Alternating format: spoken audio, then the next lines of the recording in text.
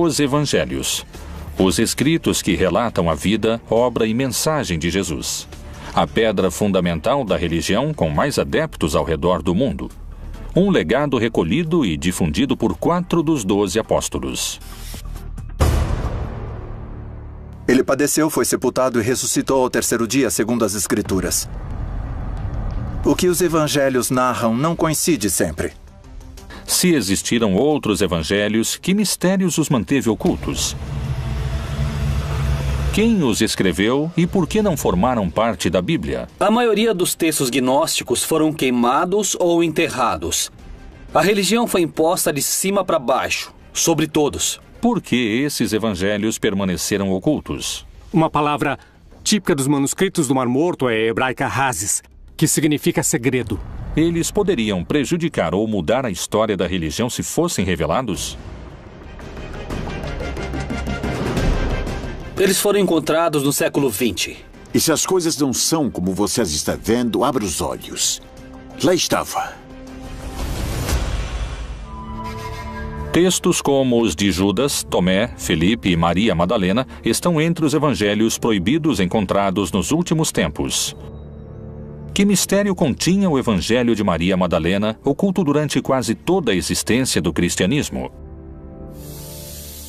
A única que Jesus reconhecia como seu par, sua igual, como mestre espiritual, era uma mulher chamada Maria Madalena. Que princípios básicos do cristianismo o evangelho de Tomé questiona fortemente? As mulheres não podem entrar, nem receber, nem entender o reino de Deus até que se tornem homens. Que segredo revela o evangelho escrito por Judas Iscariotes? Aqui eles retratam Judas como um grande traidor. Jesus pediu a Judas que o entregasse. A história de um segredo de quase 2 milênios. Seria o maior escândalo de censura de toda a história? Como e quanto as crenças judaico-cristãs teriam se modificado se esses textos tivessem formado parte da Bíblia? Os Evangelhos Proibidos.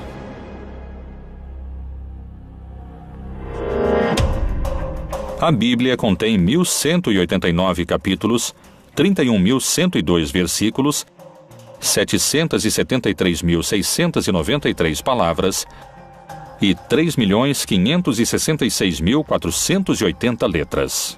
Não admite nenhuma a mais e nenhuma a menos.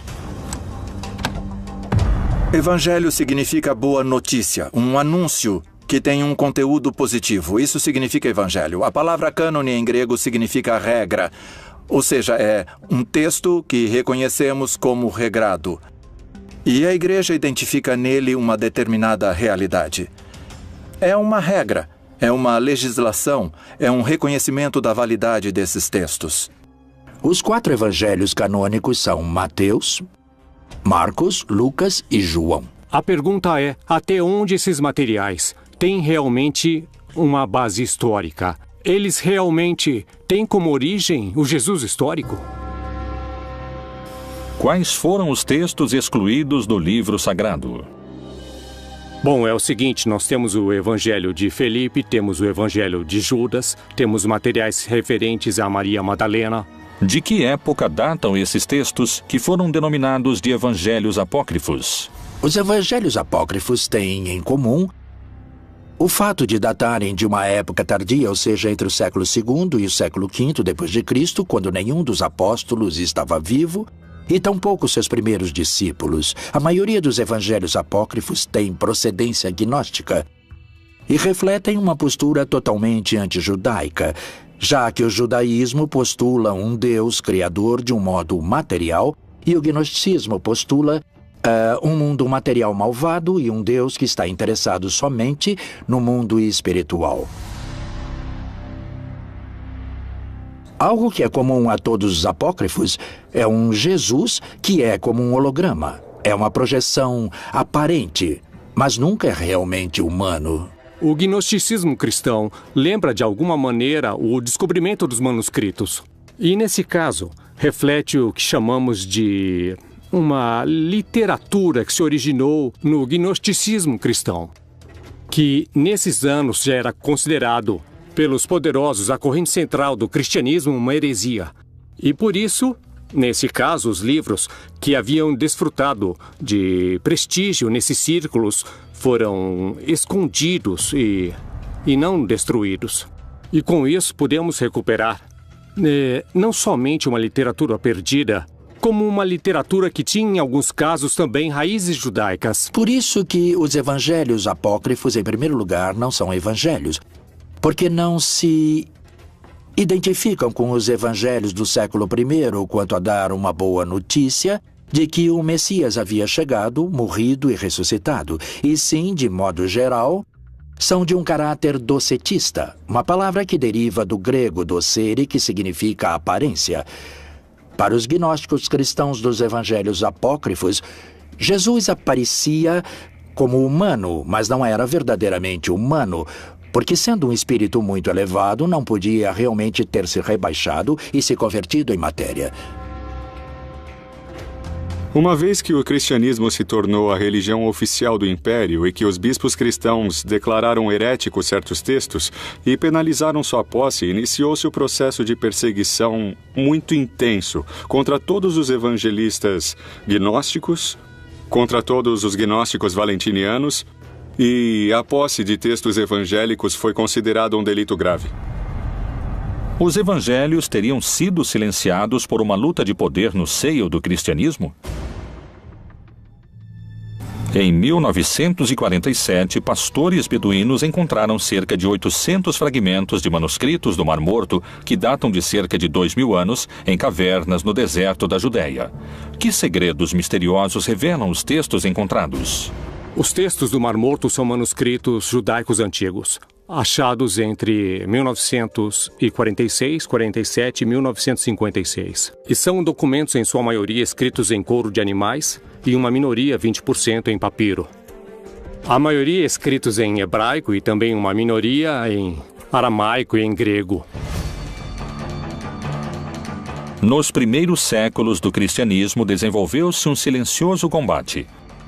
Os gnósticos, que desejavam uma relação direta com Deus e que tinham seus próprios evangelhos, enfrentaram-se com uma crescente hierarquia de cristãos ortodoxos, que só aceitavam 4 evangelhos. Os gnósticos foram vencidos, mas a descoberta de seus evangelhos poderia lhes devolver a palavra. Uma das versões mais revolucionárias parece ter sido a de Tomás.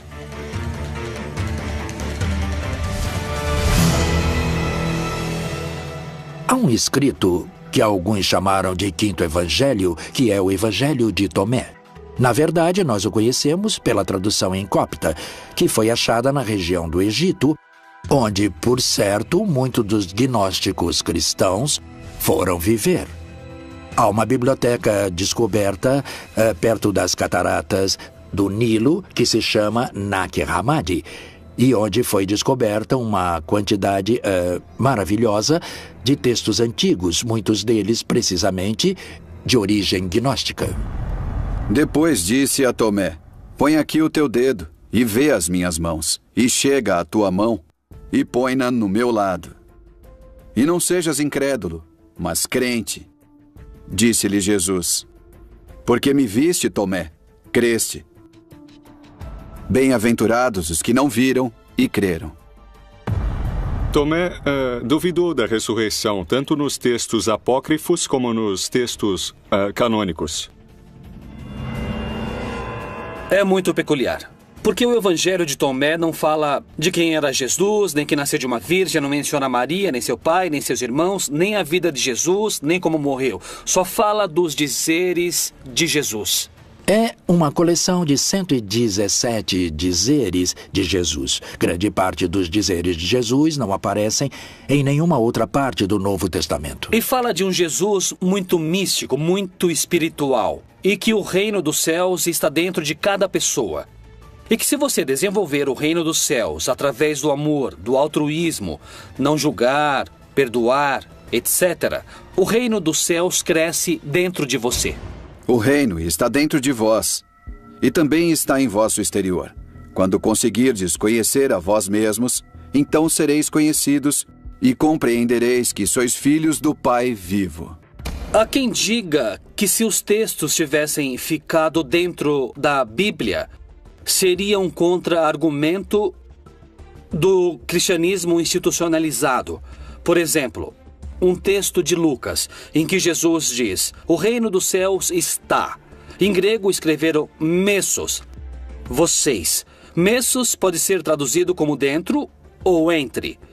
E Tomé vai dizer que Jesus disse dentro de vocês. O reino dos céus está dentro de cada um. Qual seria a mudança fundamental que poderia provocar a tradução segundo o texto de Tomé? Não haveria igreja. A igreja em si significa grupo, significa pessoas convocadas, congregadas. Por que pode ser igualmente traduzido como Tomás traduz? O reino dos céus está dentro de cada um. Para o gnosticismo, a experiência religiosa é uma experiência imediata que não requer mediação do sacerdote ou do bispo. Nós temos mediações para aprender. Temos mediações para nos relacionar com os demais, temos mediações na linguagem, temos mediações no modo de nos comportar com os outros. E prescindir de mediações é uma pretensão que realmente não corresponde à prática e à experiência humana natural. Nesse sentido, uma mediação social e uma mediação institucional são imprescindíveis, não só no âmbito da fé, como praticamente em qualquer âmbito da vida cultural. Isso representava um desafio e também uma ameaça política muito séria para os bispos cristãos, pois o seu papel como mediadores entre o homem e o céu, ou entre o homem e Deus, era colocado sob suspeita. A salvação através do conhecimento interior é um dos princípios gnósticos. Jesus disse: aquele que busca, continue buscando até encontrar. Quando encontrar, ele se perturbará. Ao se perturbar, ficará maravilhado e reinará sobre o todo. Além disso, o Evangelho de Tomé prega outro modo de se relacionar com Deus e com a morte. O que o Evangelho de Tomás nos convida a entender é que nós não somos nossos pensamentos, não somos nossas emoções. Segundo os gnósticos, na medida que aprendemos a tomar distância e a deixar de pensar e de crer que somos nossos pensamentos e nossas emoções, podemos concentrar nossa atenção em quem observa esses pensamentos e emoções. E, paulatinamente, vamos nos identificando com o observador, e não com esse ruído mental e essas emoções. E é aí que reside o segredo da imortalidade para eles. Jesus disse: eu mesmo vou guiá-la para torná-la macho, para que ela também possa tornar-se o espírito vivo semelhante a vós machos. Porque toda mulher que se tornar macho entrará no reino do céu. Tomé queria um mundo não só sem instituições, como também sem mulheres, segundo afirmam alguns especialistas. O Evangelho de Tomé não tem uma mensagem central, porque parece somente um mosaico de dizeres atribuídos a Jesus. No entanto, temos um caso muito curioso. Ele diz que Maria Madalena terá de se converter em homem porque as mulheres não podem entrar, nem receber, nem entender o reino de Deus até que se tornem homens. O Evangelho de Tomé não foi o único que permaneceu oculto durante séculos. O manuscrito do apóstolo Felipe também foi recuperado. Nos escritos de Felipe, este contradiz Tomé em relação ao lugar que ocupa a igreja e a mulher. Esses textos poderiam revelar um mistério cuja força mudaria para sempre os conceitos cristãos sobre a sexualidade. Que Jesus tenha se enamorado de uma mulher em sua juventude é muito provável. Muitas mulheres que o seguiam se enamoravam dele, isso é evidente e seguríssimo, não? Outra passagem do Evangelho de Felipe é ainda mais descritiva do papel das mulheres. Havia 3 que sempre caminhavam com o Senhor: sua mãe, Maria, sua irmã e Madalena, que era chamada sua companheira. Sua irmã, sua mãe e sua companheira, todas chamavam-se Maria. O Evangelho de Felipe também diz que Pedro, em algum momento, insistiu para que deixassem as mulheres de lado, que não poderiam ser discípulas nem apóstolas de Jesus. E Jesus responde de maneira maravilhosa. Ele diz: deixem que elas nos sigam, porque a que se tornar minha discípula terá um espírito vivo como o de vocês, varões. E Pedro insistiu: não, sobretudo Maria, que ela, Maria, nos abandone, a Maria de Magdala. E Jesus lhe disse: toda mulher que se humanize a si mesma entrará no reino dos céus. Esse texto também está no Evangelho de Felipe e também o tiraram. Nesses textos são mencionados elementos das mulheres, personagens femininas. Falam do espírito como algo feminino, o que não agradou às pessoas que decidiam que textos que entravam ou não entravam. Então os excluíram completamente, porque a postura sempre foi de um ponto de vista masculino. Os evangelhos proibidos de Tomé e Felipe não são os únicos que relatam uma versão distinta da encontrada na Bíblia oficial. Que versão surpreendente se encontra nas páginas dos textos de Judas Iscariotes que poderia mudar para sempre a imagem que o cristianismo teceu sobre ele?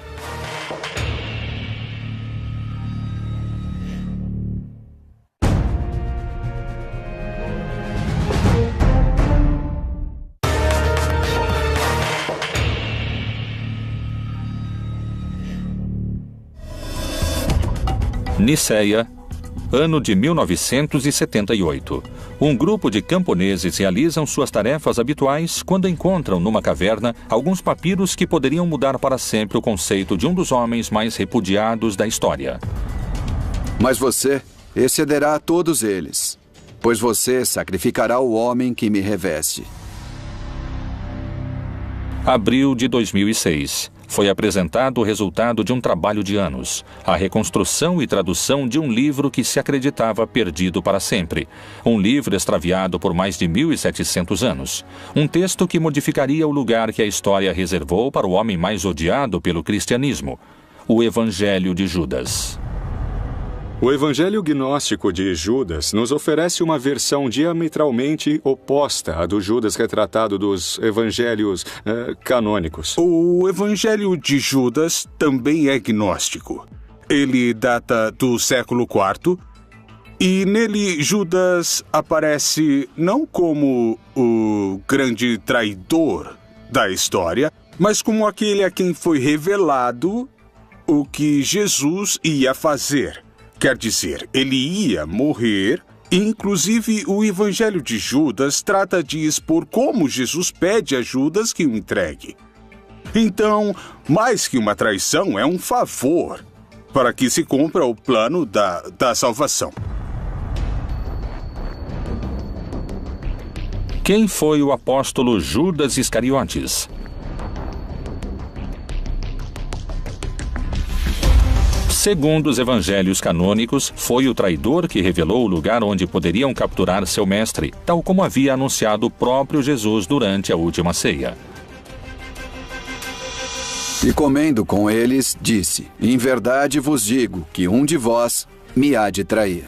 Judas Iscariotes tinha combinado com as autoridades que o entregaria. Jesus havia celebrado a última ceia, havia ceado com seus discípulos, uma celebração em contexto pascal. Havia ido a um horto e lá foi aprisionado. Essa é a versão oficial dos fatos, segundo os livros que compõem a Bíblia.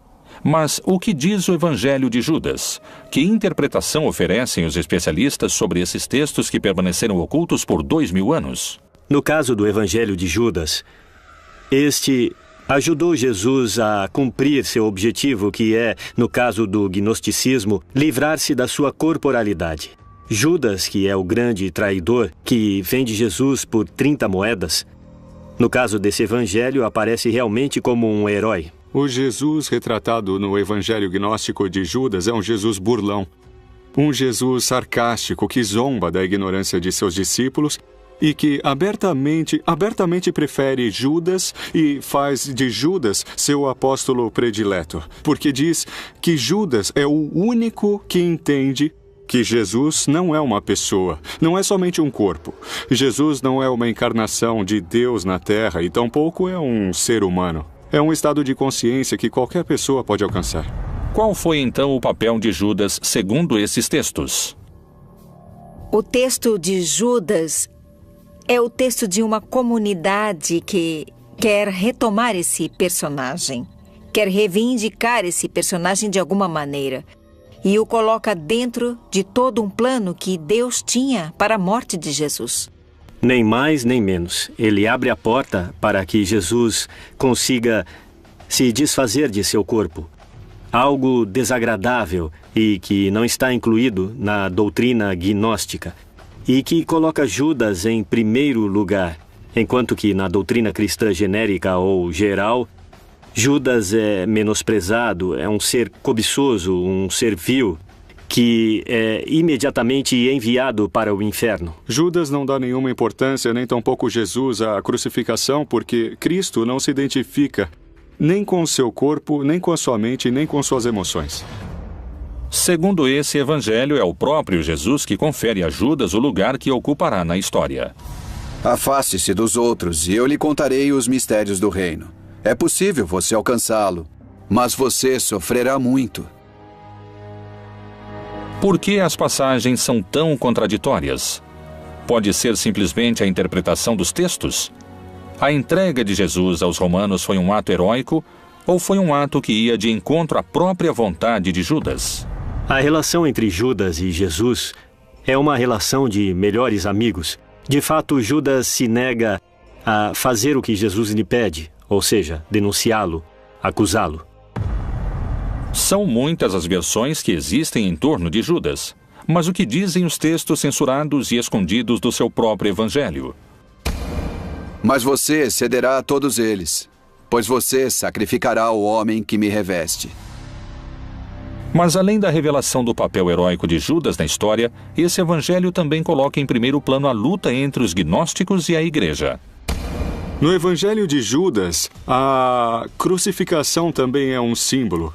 E, portanto, a cruz é um símbolo místico que representa, por um lado, o princípio ativo masculino, representado no eixo vertical da cruz, e o princípio feminino masculino, representado pelo corte transversal horizontal que forma a cruz. A crucificação representa a possibilidade de se libertar, de se afastar desses dois princípios que fazem parte da natureza de cada pessoa. Então, mais que uma traição, é um favor para que se cumpra o plano da salvação. O evangelho de Judas o descreve não como um traidor, mas sim como um herói fundamental para cumprir o plano de Deus. Algo semelhante ocorre nos textos de Maria Madalena, que, longe de apresentá-la como uma pecadora, mostra-a como a discípula eleita, que daria continuidade ao projeto de Jesus.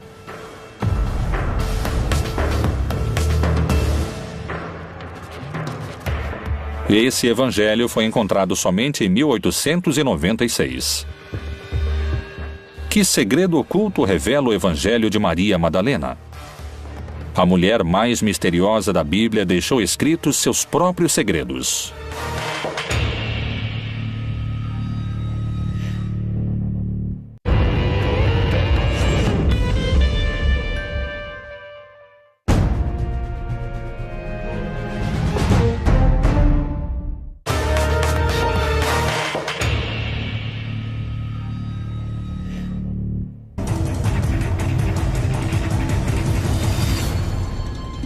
Os evangelhos gnósticos apresentam diferenças fundamentais em relação aos chamados canônicos, como os de Tomé, Felipe e Judas.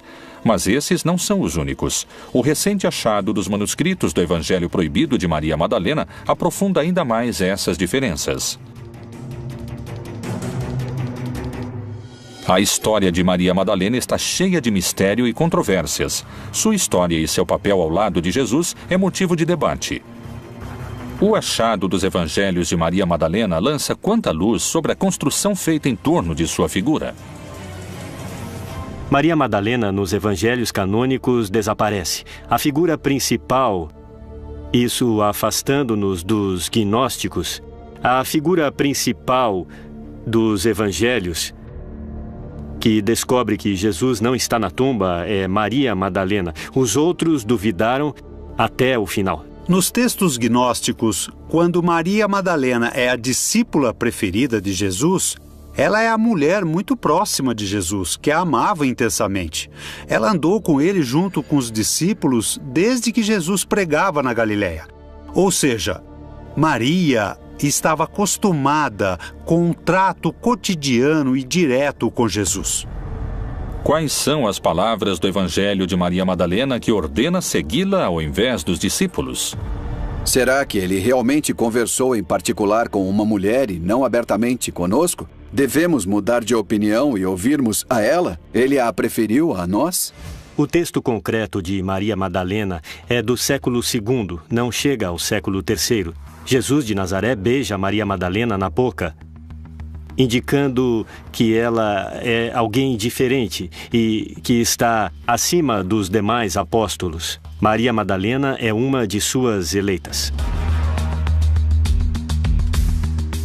A pessoa com quem Jesus, desde outro mundo, não sabemos, desde algum lado, decide se contactar não são os outros 12 apóstolos, muitos dos quais escreveram a Bíblia, mas sim com uma mulher prostituta que se chama Maria Madalena, que é quem dá a boa nova.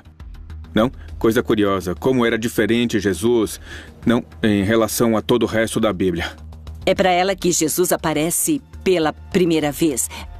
Por isso, ela recebeu o título ou nome de Apóstola dos Apóstolos. Por que Jesus escolheu se apresentar a Maria quando ressuscitou e não aos seus 12 discípulos? De que modo a Bíblia oficial relata esse encontro? Maria Madalena foi e anunciou aos discípulos que vira o Senhor e que ele lhe dissera isto. Quando Madalena disse que tinha visto Jesus, nessa hora Pedro zomba dela, diz: aquela mulher viu Jesus, mas que era apenas na sua imaginação. Então, inclusive, ele é repreendido por Levi por sua atitude que diz: Pedro, você sempre com esse seu mau gênio. Não trate a Madalena assim, eu não creio que essa mulher minta. Nos 4 evangelhos que temos no texto bíblico, ela não é muito comentada, essa figura se perde. Mas temos outros documentos que ela é considerada e que falam do ministério que ela exercia. Existiriam mulheres que participaram das decisões que acabaram formando o que hoje conhecemos como a Bíblia canônica?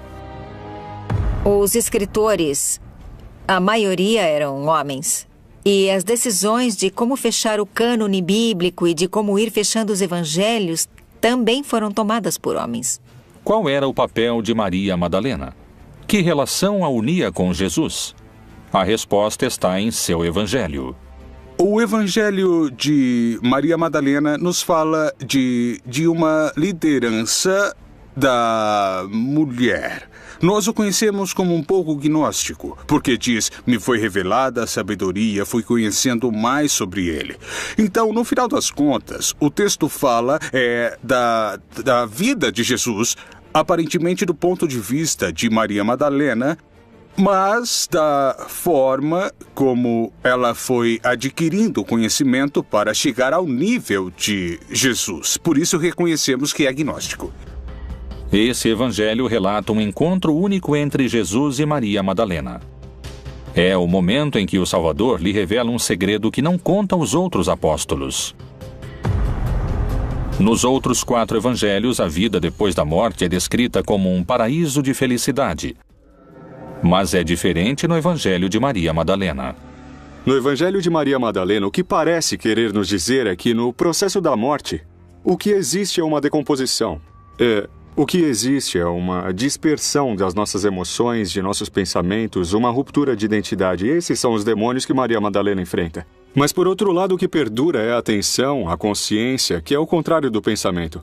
O pensamento passa o tempo se lançando para o futuro ou olhando o passado, mas raras vezes o pensamento está no presente, no agora. A consciência é a atenção, é a observação do que está ocorrendo agora. É por isso que os gnósticos pensam que podem sobreviver ao processo da morte.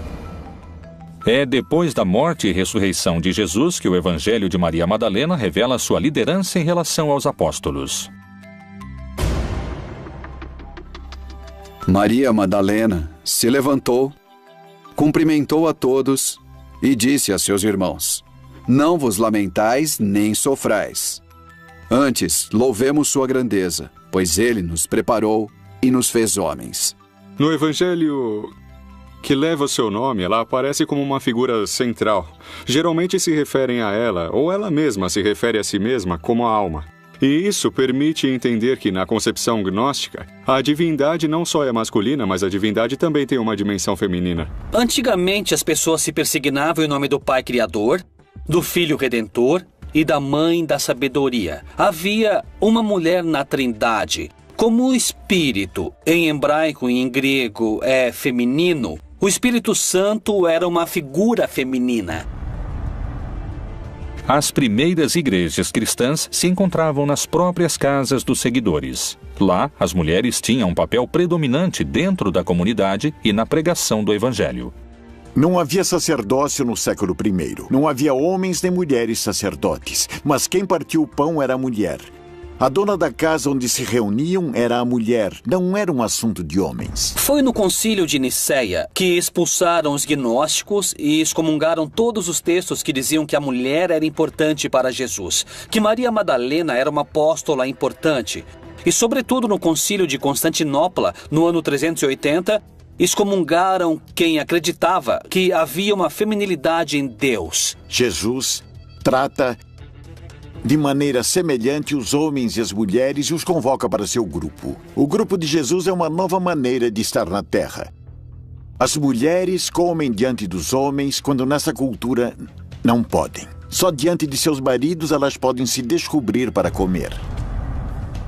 Bom, se a Igreja Católica Romana tivesse aceitado mulheres sacerdotes, teria se aproximado mais das pessoas. Jesus caminhou com mulheres e homens. A Igreja não aceita isso. Considera apenas o homem. Não quer ver o que Jesus deixou. Os textos são simbólicos, quer dizer, a única que Jesus reconhecia como seu par, seu igual, como mestre espiritual, era uma mulher chamada Maria Madalena. Cada evangelho proibido tem sua postura. Segundo muitos afirmam, os textos de Maria Madalena encontrados poderiam ter mudado a história do catolicismo, se tivessem sido incluídos nos chamados textos canônicos. Chegou a nós um texto escrito por uma mulher. Não sabemos que mulher e se sabia escrever. Numa análise filológica, é um olhar de mulher. Chama-se o Evangelho de Maria Madalena. Não foi escrito por Maria Madalena, é claro, ela não sabia escrever.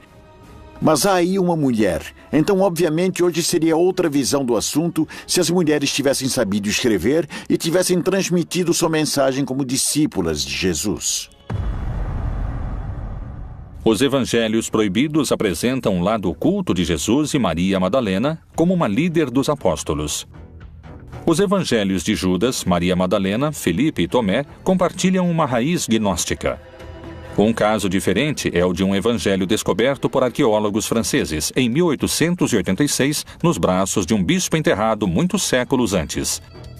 Que notícias reveladoras sobre Cristo trazem os manuscritos encontrados de Pedro? Que dizem esses textos ocultos durante tantos anos e que agora vieram à luz? Os Evangelhos de Pedro, os escritos proibidos do primeiro Papa.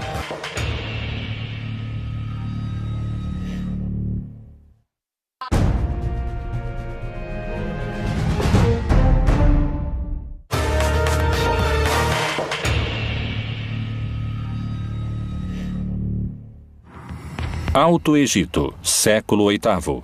Um monge faz seu último pedido, ser enterrado com o livro que protegeu durante toda a sua vida. Inverno de 1886, sessão cristã de um cemitério no Alto Egito. Um grupo de arqueólogos franceses procuram peças e encontram o caixão que encerra o monge. Abrem-no e encontram em seus braços um antigo livro, e com ele a confirmação de uma suspeita. O Evangelho de Pedro existe. Durante mais de 1500 anos, a cristandade havia conhecido Cristo através das palavras de Mateus, Marcos, Lucas e João. Agora emergia outra verdade. É um evangelho que tem muitas diferenças com o que dizem de Pedro nos 4 evangelhos canônicos, e especialmente em relação ao episódio da ressurreição. O que diferencia o evangelho de Pedro dos evangelhos oficiais? O relato da ressurreição de Jesus está reconstruída, está ampliada, está aumentada, tem mais fantasia, e Pedro tem um papel maior, envolve muito mais os grupos judius como que se arrependendo de não haver aceitado Jesus em seu momento. No Evangelho de Pedro, diferentemente do resto dos evangelhos, ele narra e descreve detalhadamente o episódio da ressurreição. Creio em um só Deus, Pai Todo-Poderoso, Criador do céu e da terra, e de tudo que é visível e invisível. E por causa disso foi crucificado nos tempos de Pôncio Pilatos. Padeceu e foi sepultado e ressuscitou ao terceiro dia, segundo as Escrituras. Outra das enormes diferenças que existem entre o Evangelho de Pedro e o restante que os evangelhos nos contam sobre Pedro é que, efetivamente, o Evangelho de Pedro diz que o responsável pela execução de Jesus realmente não foi Pilatos, e sim Herodes. Além disso, Pedro relata o momento da ressurreição em que o centurião e seus companheiros de guarda se apressaram a visitar Pilatos à noite, abandonando o sepulcro para lhe contar sobre a ressurreição. Depois, todos se aproximaram, pedindo e suplicando que ordenasse ao centurião e aos soldados não contar a ninguém o que tinham visto. Para nós, diziam, é melhor sermos culpados de gravíssimo pecado diante de Deus do que cairmos nas mãos do povo judeu e sermos lapidados. Pilatos, então, ordenou ao centurião e aos soldados que nada dissessem. Se não tivessem realmente mantido silêncio quanto à ressurreição de Jesus, suponho que tivesse acontecido o mesmo. Mas o que é muito importante ver é por que os evangelhos canônicos enfatizam tanto que a ressurreição foi uma ressurreição carnal. Por que importa tanto ao cristianismo canônico enfatizar a carnalidade da ressurreição, enquanto que para o gnosticismo a ressurreição de Jesus é algo que se apercebe e se percebe de maneira interna, de maneira espiritual? Essa é a grande diferença que existe entre o Evangelho de Pedro e os evangelhos oficiais. Quem realmente presenciou a ressurreição de Jesus? O resto do texto é muito semelhante aos relatos dos 4 apóstolos incluídos na Bíblia. Tal semelhança desperta algumas suspeitas. Quando foram escritos uns e outros? Quem narrou antes o milagre da ressurreição? Realmente não sabemos quem escreveu os evangelhos. No Novo Testamento, nem sabemos quem escreveu esses outros evangelhos. Mas provavelmente foram escritos a partir de coisas que foram transmitidas oralmente. Podem ter sido escritos no final do século I, como o Evangelho de João no Novo Testamento, ou durante o século II. Todos escreveram a partir das histórias contadas pelos seguidores anteriores à época de Jesus. Quando comparamos os evangelhos, em muitos casos a mesma informação aparece em contextos literários diferentes. O que prova que já existia, de alguma maneira, uma flexibilidade na transmissão da tradição no cristianismo antigo, que conheciam as frases, mas nem sempre sabiam em que contexto haviam sido ditas. E por isso, há cristianismos diferentes. Haviam reconstruído esses contextos diferentes. E os evangelhos são a prova de que essas informações parecem ter funcionado, ter sido transmitidas de uma maneira independente, sem o contexto histórico narrativo original. Então, os 4 evangelhos canônicos correspondem às autorias de Lucas, Marcos, Mateus e João? À medida que transcorreu o tempo desde a morte e o desaparecimento de Jesus, os textos perderam cada vez mais valor, quer dizer, perderam valor mais de uma vez. Se está escrevendo um texto 4 séculos depois da morte de Jesus, que parte desse escrito é verdadeiro? De onde saíram esses ensinamentos? E mais, voltemos aos evangelhos canônicos que estão na Bíblia. Não são de Lucas, não são de João, não são de Mateus nem de Marcos. Os evangelhos revelam a vida de Jesus Cristo. Durante centenas de anos, os cristãos só contaram com a versão de Lucas, Mateus, Marcos e João. Que mistérios guardavam os evangelhos proibidos que foram apagados da face da terra?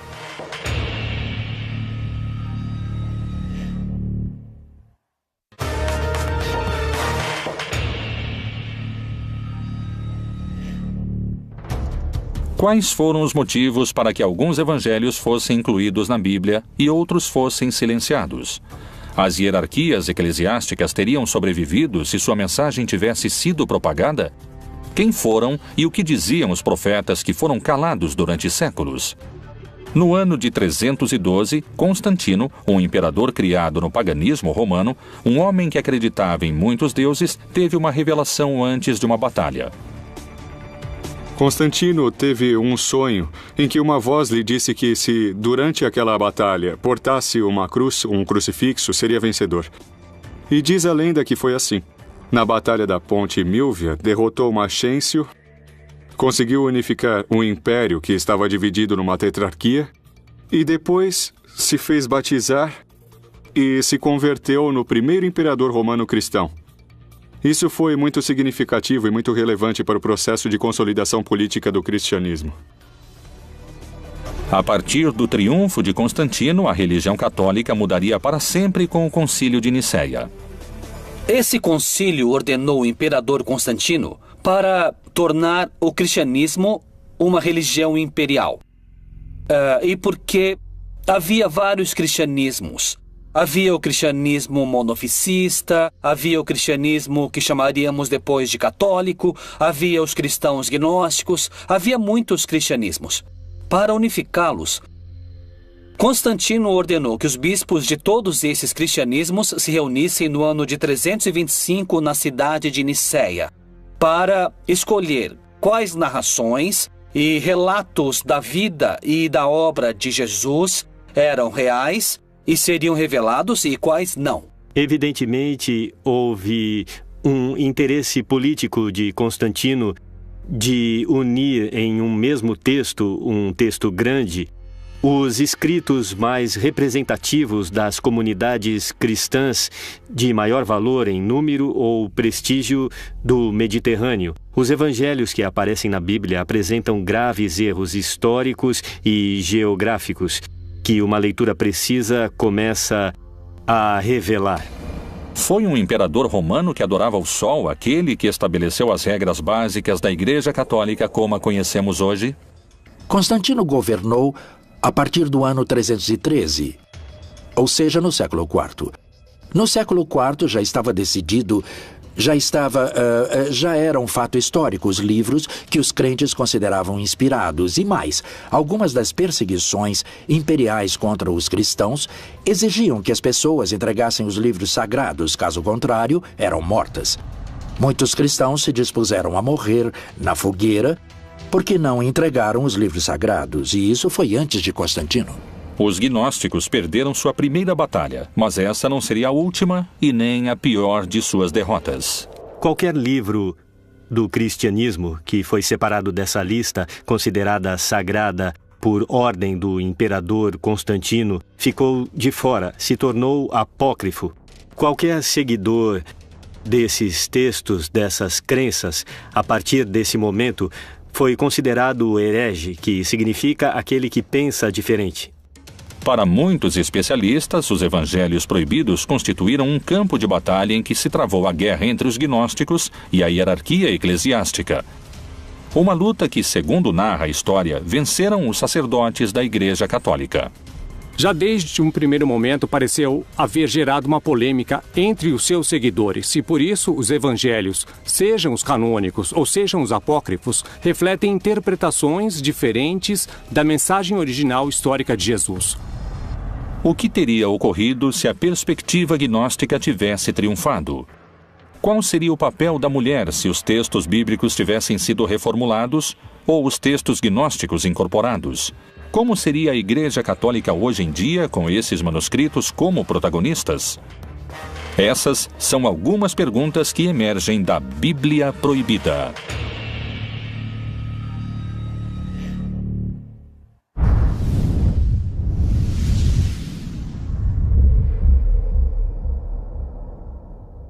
Homens. E as decisões de como fechar o cânone bíblico e de como ir fechando os evangelhos também foram tomadas por homens. Qual era o papel de Maria Madalena? Que relação a unia com Jesus? A resposta está em seu evangelho. O evangelho de Maria Madalena nos fala de uma liderança da mulher. Nós o conhecemos como um pouco gnóstico, porque diz, me foi revelada a sabedoria, fui conhecendo mais sobre ele. Então, no final das contas, o texto fala da vida de Jesus, aparentemente do ponto de vista de Maria Madalena, mas da forma como ela foi adquirindo conhecimento para chegar ao nível de Jesus. Por isso reconhecemos que é agnóstico. Esse evangelho relata um encontro único entre Jesus e Maria Madalena. É o momento em que o Salvador lhe revela um segredo que não conta aos outros apóstolos. Nos outros 4 evangelhos, a vida depois da morte é descrita como um paraíso de felicidade. Mas é diferente no evangelho de Maria Madalena.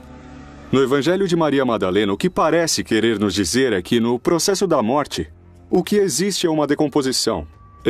O que existe é uma dispersão das nossas emoções, de nossos pensamentos, uma ruptura de identidade. Esses são os demônios que Maria Madalena enfrenta.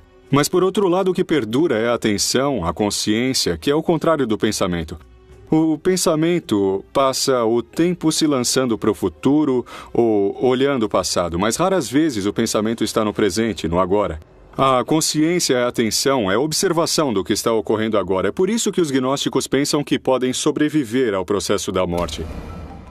É depois da morte e ressurreição de Jesus que o evangelho de Maria Madalena revela sua liderança em relação aos apóstolos.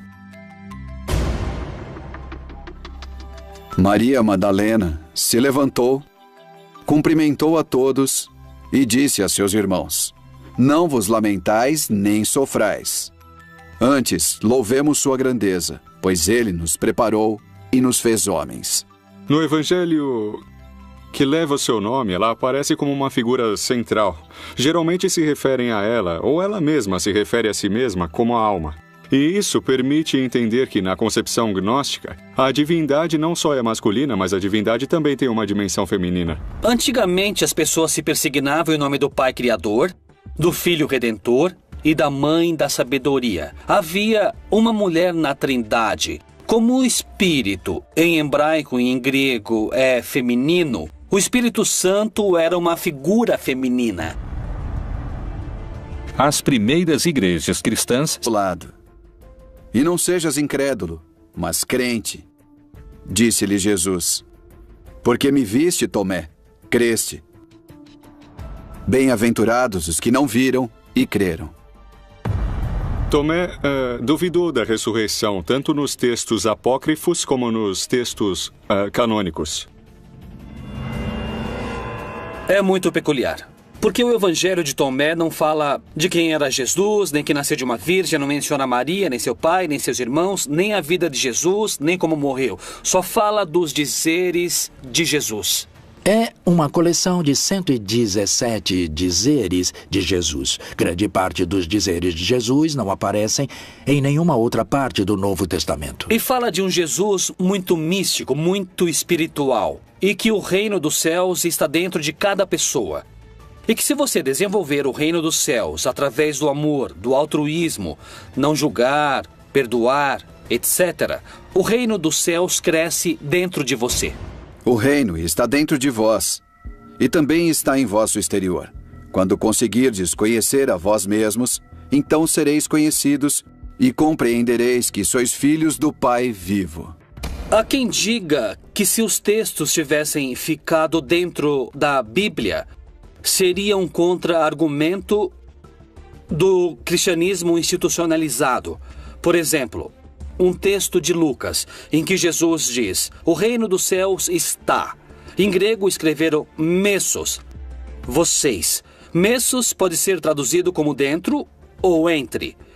E Tomé vai dizer que Jesus disse dentro de vocês. O reino dos céus está dentro de cada um. Qual seria a mudança fundamental que poderia provocar a tradução segundo o texto de Tomé? Não haveria igreja. A igreja em si significa grupo, significa pessoas convocadas, congregadas. Por que pode ser igualmente traduzido como Tomás traduz? O reino dos céus está dentro de cada um. Para o gnosticismo, a experiência religiosa é uma experiência imediata que não requer mediação do sacerdote ou do bispo. Nós temos mediações para aprender. Temos mediações para nos relacionar com os demais, temos mediações na linguagem, temos mediações no modo de nos comportar com os outros. E prescindir de mediações é uma pretensão que realmente não corresponde à prática e à experiência humana natural. Nesse sentido, uma mediação social e uma mediação institucional são imprescindíveis, não só no âmbito da fé, como praticamente em qualquer âmbito da vida cultural. Isso representava um desafio e também uma ameaça política muito séria para os bispos cristãos, pois o seu papel como mediadores entre o homem e o céu está dentro de cada pessoa. E que se você desenvolver o reino dos céus através do amor, do altruísmo, não julgar, perdoar, etc., o reino dos céus cresce dentro de você. O reino está dentro de vós e também está em vosso exterior. Quando conseguirdes conhecer a vós mesmos, então sereis conhecidos e compreendereis que sois filhos do Pai vivo. Há quem diga que se os textos tivessem ficado dentro da Bíblia, seria um contra-argumento do cristianismo institucionalizado. Por exemplo, um texto de Lucas, em que Jesus diz: o reino dos céus está. Em grego escreveram mesos, vocês. Mesos pode ser traduzido como dentro ou entre. E Tomé vai dizer que Jesus disse dentro de vocês. O reino dos céus está dentro de cada um. Qual seria a mudança fundamental que poderia provocar a tradução segundo o texto de Tomé? Não haveria igreja. A igreja em si significa grupo, significa pessoas convocadas, congregadas. Por que pode ser igualmente traduzido como Tomás traduz? O reino dos céus está dentro de cada um. Para o gnosticismo, a experiência religiosa é uma experiência imediata que não requer mediação do sacerdote ou do bispo. Nós temos mediações para aprender. Temos mediações para nos relacionar com os demais, temos mediações na linguagem, temos mediações no modo de nos comportar com os outros. E prescindir de mediações é uma pretensão que realmente não corresponde à prática e à experiência humana natural. Nesse sentido, uma mediação social e uma mediação institucional são imprescindíveis, não só no âmbito da fé, como praticamente em qualquer âmbito da vida cultural. Isso representava um desafio e também uma ameaça política muito séria para os bispos cristãos, pois o seu papel como mediadores entre o homem e o céu, ou entre o homem e Deus, era colocado sob suspeita. A salvação através do conhecimento interior é um dos princípios gnósticos. Jesus disse: aquele que busca, continue buscando até encontrar. Quando encontrar, ele se perturbará. Ao se perturbar, ficará maravilhado e reinará sobre o todo. Além disso, o Evangelho de Tomé prega outro modo de se relacionar com Deus e com a morte. O que o Evangelho de Tomás nos convida a entender é que nós não somos nossos pensamentos, não somos nossas emoções. Segundo os gnósticos, na medida que aprendemos a tomar distância e a deixar de pensar e de crer que somos nossos pensamentos e nossas emoções, podemos concentrar nossa atenção em quem observa esses pensamentos e emoções. E, paulatinamente, vamos nos identificando com o... Eles foram encontrados no século XX. E se as coisas não são como você as está vendo, abra os olhos. Lá estava. Textos como os de Judas, Tomé, Felipe e Maria Madalena estão entre os evangelhos proibidos encontrados nos últimos tempos. Que mistério continha o evangelho de Maria Madalena, oculto durante quase toda a existência do cristianismo? A única que Jesus reconhecia como seu par, sua igual, como mestre espiritual, era uma mulher chamada Maria Madalena. Que princípios básicos do cristianismo o Evangelho de Tomé questiona fortemente? As mulheres não podem entrar, nem receber, nem entender o reino de Deus até que se tornem homens. Que segredo revela o Evangelho escrito por Judas Iscariotes? Aqui eles retratam Judas como um grande traidor. Jesus pediu a Judas que o entregasse. A história de um segredo de quase 2 milênios. Seria o maior escândalo de censura de toda a história? Como e quanto as crenças judaico-cristãs teriam se modificado se esses textos tivessem formado parte da Bíblia? Os Evangelhos Proibidos.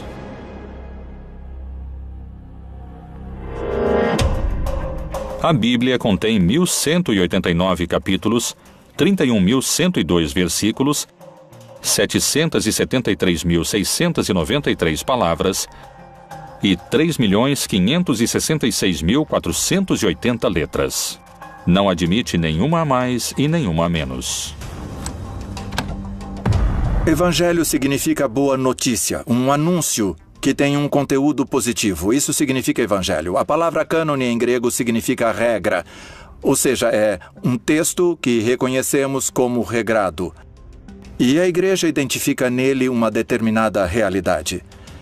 É uma regra, é uma legislação, é um reconhecimento da validade desses textos. Os 4 evangelhos canônicos são Mateus, Marcos, Lucas e João. A pergunta é, até onde esses materiais têm realmente uma base histórica? Eles realmente têm como origem o Jesus histórico? Quais foram os textos excluídos do livro sagrado? Bom, é o seguinte, nós temos o Evangelho de Felipe, temos o Evangelho de Judas, temos materiais referentes a Maria Madalena. De que época datam esses textos que foram denominados de evangelhos apócrifos? Os evangelhos apócrifos têm em comum o fato de datarem de uma época tardia, ou seja, entre o século II... Assim, realmente mantido o silêncio quanto à ressurreição de Jesus, suponho que tivesse acontecido o mesmo. Mas o que é muito importante ver é por que os evangelhos canônicos enfatizam tanto que a ressurreição foi uma ressurreição carnal. Por que importa tanto ao cristianismo canônico enfatizar a carnalidade da ressurreição, enquanto que para o gnosticismo a ressurreição de Jesus é algo que se apercebe e se percebe de maneira interna, de maneira espiritual? Essa é a grande diferença que existe entre o Evangelho de Pedro e os evangelhos oficiais. Quem realmente presenciou a ressurreição de Jesus? O resto do texto é muito semelhante aos relatos dos 4 apóstolos incluídos na Bíblia. Tal semelhança desperta algumas suspeitas. Quando foram escritos uns e outros? Quem narrou antes o milagre da ressurreição? Realmente não sabemos quem escreveu os evangelhos. No Novo Testamento, nem sabemos quem escreveu esses outros evangelhos. Mas provavelmente foram escritos a partir de coisas que foram transmitidas oralmente. Podem ter sido escritos no final do século I, como o Evangelho de João no Novo Testamento, ou durante o século II. Todos escreveram a partir das histórias contadas pelos seguidores anteriores à época de Jesus. Quando comparamos os evangelhos, em muitos casos a mesma informação aparece em contextos literários diferentes.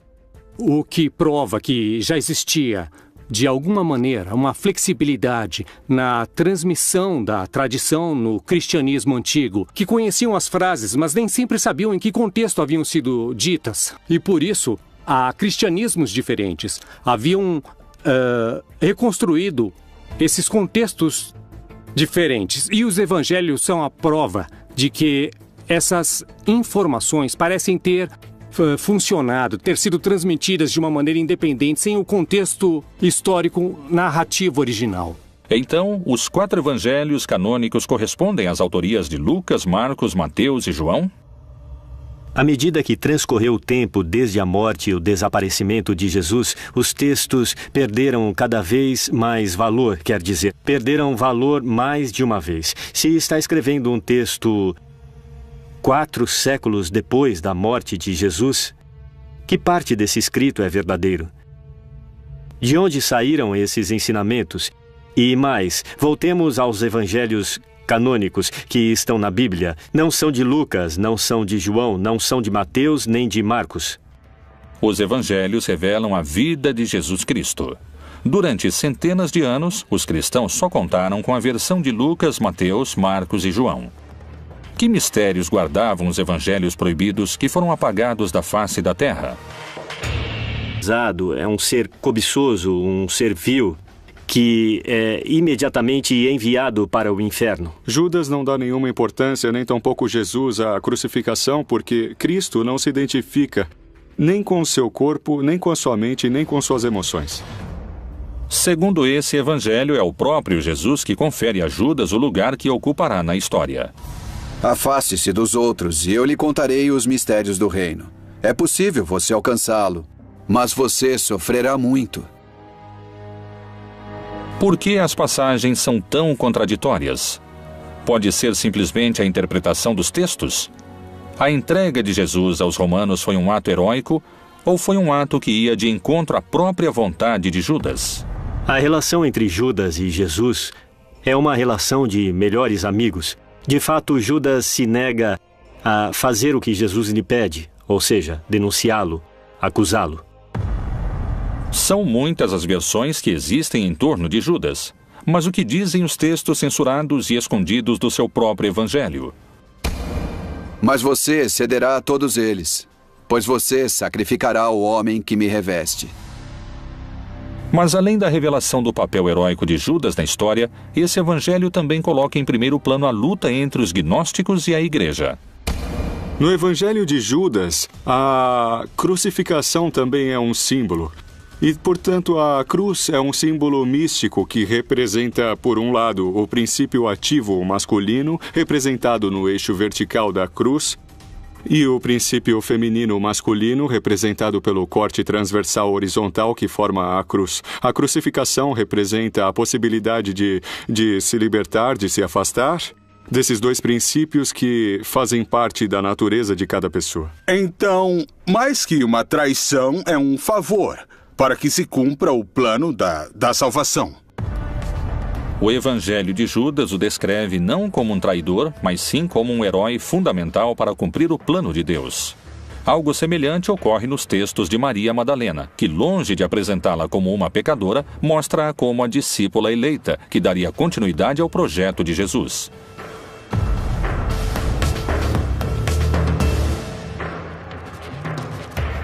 Esse evangelho foi encontrado somente em 1896. Que segredo oculto revela o evangelho de Maria Madalena?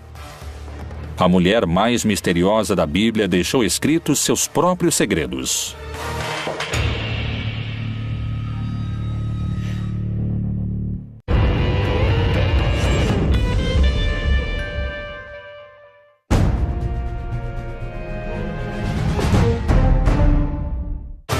Jesus não aparecem em nenhuma outra parte do Novo Testamento. E fala de um Jesus muito místico, muito espiritual. E que o reino dos céus está dentro de cada pessoa. E que se você desenvolver o reino dos céus através do amor, do altruísmo, não julgar, perdoar, etc., o reino dos céus cresce dentro de você. O reino está dentro de vós e também está em vosso exterior. Quando conseguirdes conhecer a vós mesmos, então sereis conhecidos e compreendereis que sois filhos do Pai vivo. Há quem diga que se os textos tivessem ficado dentro da Bíblia, seria um contra-argumento do cristianismo institucionalizado. Por exemplo, um texto de Lucas, em que Jesus diz: o reino dos céus está. Em grego escreveram messos, vocês. Messos pode ser traduzido como dentro ou entre. E Tomé vai dizer que Jesus disse dentro de vocês. O reino dos céus está dentro de cada um. Qual seria a mudança fundamental que poderia provocar a tradução segundo o texto de Tomé? Não haveria igreja. A igreja em si significa grupo, significa pessoas convocadas, congregadas. Por que pode ser igualmente traduzido como Tomás traduz? O reino dos céus está dentro de cada um. Para o gnosticismo, a experiência religiosa é uma experiência imediata que não requer mediação do sacerdote ou do bispo. Nós temos mediações para aprender. Temos mediações para nos relacionar com os demais, temos mediações na linguagem, temos mediações no modo de nos comportar com os outros. E prescindir de mediações é uma pretensão que realmente não corresponde à prática e à experiência humana natural. Nesse sentido, uma mediação social e uma mediação institucional são imprescindíveis, não só no âmbito da fé, como praticamente em qualquer âmbito da vida cultural. Isso representava um desafio e também uma ameaça política muito séria para os bispos cristãos, pois o seu papel como mediadores entre o homem e o céu, ou entre o homem e Deus, era colocado sob suspeita. A salvação através do conhecimento interior é um dos princípios gnósticos. Jesus disse: aquele que busca, continue buscando até encontrar. Quando encontrar, ele se perturbará. Ao se perturbar, ficará maravilhado e reinará sobre o todo. Além disso, o Evangelho de Tomé prega outro modo de se relacionar com Deus e com a morte. O que o Evangelho de Tomás nos convida a entender é que nós não somos nossos pensamentos, não somos nossas emoções. Segundo os gnósticos, na medida que aprendemos a tomar distância e a deixar de pensar e de crer que somos mais revolucionárias, parece ter sido a de Tomás.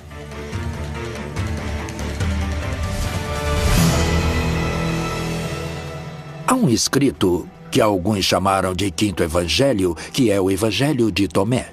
Na verdade, nós o conhecemos pela tradução em copta, que foi achada na região do Egito, onde, por certo, muitos dos gnósticos cristãos foram viver. Há uma biblioteca descoberta perto das cataratas do Nilo, que se chama Nag Hammadi, e onde foi descoberta uma quantidade maravilhosa de textos antigos, muitos deles, precisamente, de origem gnóstica. Depois disse a Tomé: põe aqui o teu dedo e vê as minhas mãos, e chega a tua mão e põe-na no meu lado. E não sejas incrédulo, mas crente. Disse-lhe Jesus: porque me viste, Tomé, creste. Bem-aventurados os que não viram e creram. Tomé duvidou da ressurreição, tanto nos textos apócrifos como nos textos canônicos. É muito peculiar. Porque o Evangelho de Tomé não fala de quem era Jesus, nem que nasceu de uma virgem, não menciona Maria, nem seu pai, nem seus irmãos, nem a vida de Jesus, nem como morreu. Só fala dos dizeres de Jesus. É uma coleção de 117 dizeres de Jesus. Grande parte dos dizeres de Jesus não aparecem em nenhuma outra parte do Novo Testamento. E fala de um Jesus muito místico, muito espiritual. E que o reino dos céus está dentro de cada pessoa. E que se você desenvolver o reino dos céus através do amor, do altruísmo, não julgar, perdoar, etc., o reino dos céus cresce dentro de você. O reino está dentro de vós, e também está em vosso exterior. Quando conseguirdes conhecer a vós mesmos, então sereis conhecidos e compreendereis que sois filhos do Pai vivo. Há quem diga que se os textos tivessem ficado dentro da Bíblia, seria um contra-argumento do cristianismo institucionalizado. Por exemplo, um texto de Lucas, em que Jesus diz: o reino dos céus está. Em grego escreveram messos, vocês. Messos pode ser traduzido como dentro ou entre. E Tomé vai dizer que Jesus disse dentro de vocês. O reino dos céus está dentro de cada um. Qual seria a mudança fundamental que poderia provocar a tradução segundo o texto de Tomé? Não haveria igreja. A igreja em si significa grupo, significa pessoas convocadas, congregadas. Por que pode ser igualmente? Que prova que já existia, de alguma maneira, uma flexibilidade na transmissão da tradição no cristianismo antigo, que conheciam as frases, mas nem sempre sabiam em que contexto haviam sido ditas. E por isso, há cristianismos diferentes. Haviam reconstruído esses contextos diferentes. E os evangelhos são a prova de que essas informações parecem ter funcionado, ter sido transmitidas de uma maneira independente, sem o contexto histórico narrativo original. Então, os 4 evangelhos canônicos correspondem às autorias de Lucas, Marcos, Mateus e João? À medida que transcorreu o tempo desde a morte e o desaparecimento de Jesus, os textos perderam cada vez mais valor, quer dizer, perderam valor mais de uma vez. Se está escrevendo um texto 4 séculos depois da morte de Jesus, que parte desse escrito é verdadeiro? De onde saíram esses ensinamentos? E mais, voltemos aos evangelhos canônicos que estão na Bíblia. Não são de Lucas, não são de João, não são de Mateus nem de Marcos. Os evangelhos revelam a vida de Jesus Cristo. Durante centenas de anos, os cristãos só contaram com a versão de Lucas, Mateus, Marcos e João. Que mistérios guardavam os evangelhos proibidos que foram apagados da face da terra?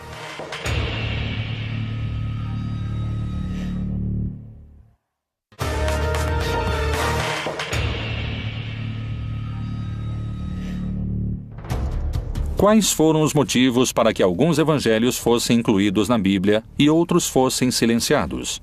As hierarquias eclesiásticas teriam sobrevivido se sua mensagem tivesse sido propagada? Quem foram e o que diziam os profetas que foram calados durante séculos? No ano de 312, Constantino, um imperador criado no paganismo romano, um homem que acreditava em muitos deuses, teve uma revelação antes de uma batalha. Constantino teve um sonho em que uma voz lhe disse que se, durante aquela batalha, portasse uma cruz, um crucifixo, seria vencedor. E diz a lenda que foi assim. Na batalha da Ponte Milvia, derrotou Maxêncio, conseguiu unificar um império que estava dividido numa tetrarquia e depois se fez batizar e se converteu no primeiro imperador romano cristão. Isso foi muito significativo e muito relevante para o processo de consolidação política do cristianismo. A partir do triunfo de Constantino, a religião católica mudaria para sempre com o Concílio de Nicéia. Esse concílio ordenou o imperador Constantino para tornar o cristianismo uma religião imperial. E porque havia... Deus, Marcos, Lucas e João. A pergunta é, até onde esses materiais têm realmente uma base histórica? Eles realmente têm como origem o Jesus histórico? Quais foram os textos excluídos do livro sagrado? Bom, é o seguinte, nós temos o Evangelho de Felipe, temos o Evangelho de Judas, temos materiais referentes a Maria Madalena. De que época datam esses textos que foram denominados de evangelhos apócrifos? Os evangelhos apócrifos têm em comum o fato de datarem de uma época tardia, ou seja, entre o século II e o século V depois de Cristo, quando nenhum dos apóstolos estava vivo, e tampouco seus primeiros discípulos. A maioria dos evangelhos apócrifos tem procedência gnóstica e refletem uma postura totalmente antijudaica, já que o judaísmo postula um Deus criador de um modo material e o gnosticismo postula um mundo material malvado e um Deus que está interessado somente no mundo espiritual. Algo que é comum a todos os apócrifos é um Jesus que é como um holograma. É uma projeção aparente, mas nunca é realmente humano. O gnosticismo cristão lembra de alguma maneira o descobrimento dos manuscritos. E nesse caso, reflete o que chamamos de uma literatura que se originou no gnosticismo cristão, que nesses anos já era considerado pelos poderosos a corrente central do cristianismo uma heresia. E por isso, nesse caso, os livros que haviam desfrutado de prestígio nesses círculos foram escondidos e não destruídos. E com isso podemos recuperar não somente uma literatura perdida, como uma literatura que tinha, em alguns casos, também raízes judaicas. Por isso que os evangelhos apócrifos, em primeiro lugar, não são evangelhos, porque não se identificam com os evangelhos do século I quanto a dar uma boa notícia de que o Messias havia chegado, morrido e ressuscitado, e sim, de modo geral, são de um caráter docetista, uma palavra que deriva do grego docere, que significa aparência. Para os gnósticos cristãos dos evangelhos apócrifos, Jesus aparecia como humano, mas não era verdadeiramente humano, porque sendo um espírito muito elevado, não podia realmente ter se rebaixado e se convertido em matéria. Uma vez que o cristianismo se tornou a religião oficial do império e que os bispos cristãos declararam heréticos certos textos e penalizaram sua posse, iniciou-se o processo de perseguição muito intenso contra todos os evangelistas